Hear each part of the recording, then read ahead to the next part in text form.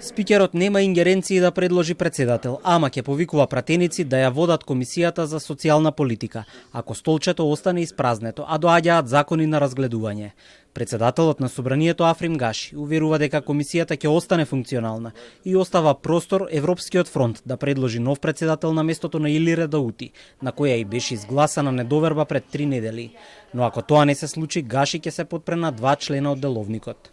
Јас ве упатувам на деловникот, членот 126 и 114 ги решаваат овие ситуации, кога нема председател на комисија, председателот ќе утврди, ќе повика пратеник да ги свика седниците по одредени закони од тие области, а што се однесува до председател на комисија, ако Европскиот фронт не предложи, тогаш тоа се решава само преку Комисијата за избори и именувања, а предлозите доаѓаат од пратеничките групи. На 10 јануари Собранието со 61 глас за и 22 против и изгласа интерпелација на Илире Даути.